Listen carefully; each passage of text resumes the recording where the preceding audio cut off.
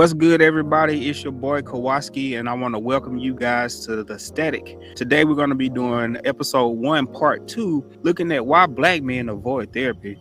What's up with that? As you can see, I'm outside today. I wanted to be outside. It's a nice day. It's not too hot. It's not too cold. And I just wanted to be out here in nature because honestly, this is how I kind of reset from the week. Being outside in nature, walking, listening to birds and all that stuff kind of helps me get out of my mind a little bit. And I thought, why not film this outside? The wind is winding, but I do want to continue this conversation of why black men avoid therapy and why we don't, as black men, think that it's beneficial. And that brings us to reason number 3, the cost. Let's face it, therapy can be expensive and it's not covered by most insurances. Hopefully, though, with the push from us as professionals and aligning with government entities, that's becoming more of a trend for insurances to cover mental health concerns or mental health treatment. And so hopefully that will make the cost of it dwindle down a lot. But let's face it, it can get expensive, especially if you're attending a private practice, and depending on what it is you're coming in for, services can range from $100 to $150 per session. Now, hopefully that doesn't deter you from seeking those services. Like I said, if you are working full-time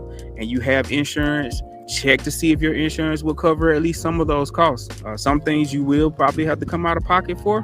And if it's not as bad as the $150, $200 per session, depending on who you're seeing, then at least it'll give you access to some tools that you didn't have before. Right now, the economy is squeezing us all. But with that being said, there are ways that we can get you connected to somebody to help you weave through what's going on for you. My favorite thing to tell clients when they first come down and sit down and talk to me is that it's difficult for me to get you where you need to be or where you want to be if I don't know where you are.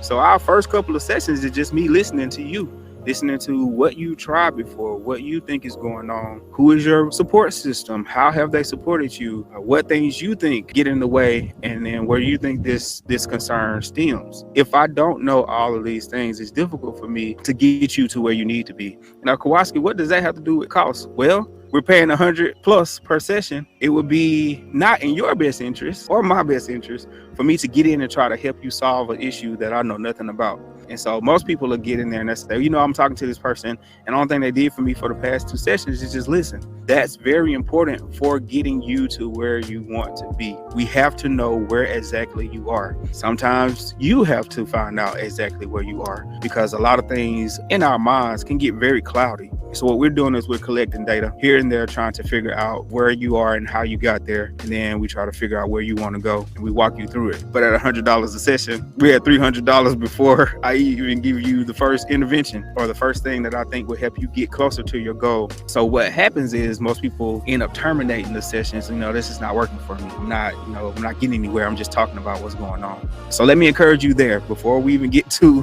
how to reduce these costs. If the therapist is listening and they're just trying to see where you are, stick with them. That's a great therapist. They've mastered the art of not trying to solve your problems, but to find out where you are so that they can walk with you through your concerns and towards your goal. Stick with them. But with that being said, if you are struggling or you don't have the finances right now to cover mental health services, there are so many options that are available to you. One, most clinicians provide pro bono services. That means that they'll consult you or they'll give you counsel absolutely free. But that's one way that we as professionals push the profession forward. That's one way that we make sure that our services are being adequated towards, people that don't have the finances right now to cover them. And so you can possibly link up with a counselor that can give you services for free. You don't have to pay anything.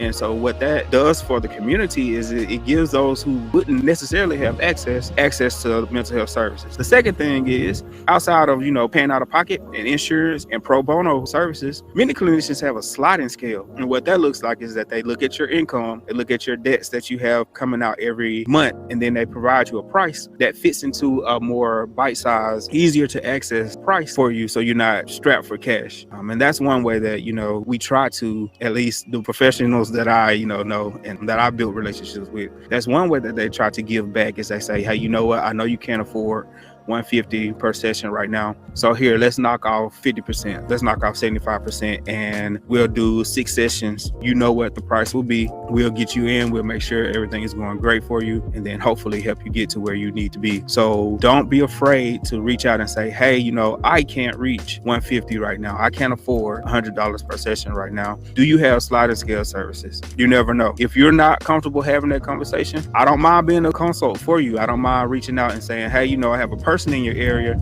that's looking for services. Can you offer anything on the sliding scale or reduce rates? So let's get the ball rolling in that area, so that cost is not one of those main barriers that's keeping you out of a mental health office and getting the help that you need. Lastly, I just want to touch on this whole idea that, Kowalski, therapy doesn't work.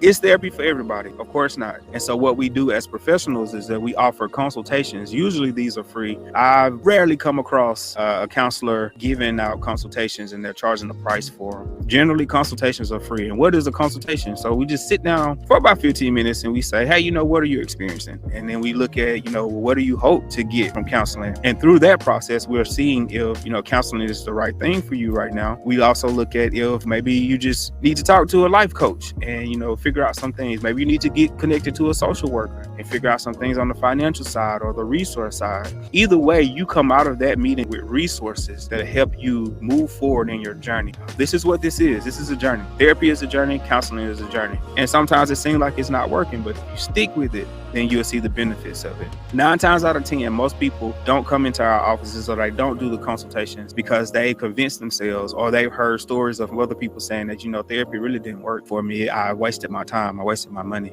And I tell people all the time, I tell clients all the time, therapy is just like trying on clothes and shoes. Sometimes you meet a therapist and it looks great at the beginning, but you don't mesh well and things get off track. That's okay. We can get you connected with a therapist that understands you and that can work with you, that you feel more comfortable with. So don't let that initial experience with the therapist keep you from coming back. I hope to create a space for people to say, you know what, I gave this a try. It didn't work before. I'm willing to try again. Or this is my first time. I want to talk to a mental health counselor. Kind of want to get past some of these negative ideas I have about it. Or I don't want to get past these negative ideas I have about it and I'm still skeptical. We have a safe space to talk about what that looks like. As Black men, it's tough enough for us to talk about what's going on for us, especially when you bring in emotions. Most Black men are going to shut down because if I show those things, then like we talked about in episode 1, part 1, then I'm considered weak or people are going to judge me. What we want to do, hopefully, is create a space to talk about what's going on for you and hopefully break down some of that negative stuff that pops into the space and prevents us from moving forward. So what I'm inviting you to do is just to connect. Let's build a connection. Let's get through the static. I just knocked this microphone out. Let's build a connection. Let's get through the static and let's build some community for Black men, a safe space for Black men to talk about these things. So just to recap, we talked about why Black men avoid therapy altogether. Don't want to be perceived as weak. Don't want to be judged. Sometimes it's too expensive and insurance is not covering it. And then sometimes I just don't think it's going to help out either way. So I want to know what your thoughts are. What do you think about those 4 areas? What has been your experience in those 4 areas? And then if you know somebody and you think this would be a great talk for them to listen to, shoot them a link. Let them know that I'm on Instagram, I'm on Facebook, I'm on LinkedIn as well. The Static 2024. Let's talk. Let's get through it. As always, man, I appreciate y'all for tuning in, for listening, and for liking the page, for sharing it. Hopefully this conversation becomes more robust as we go along.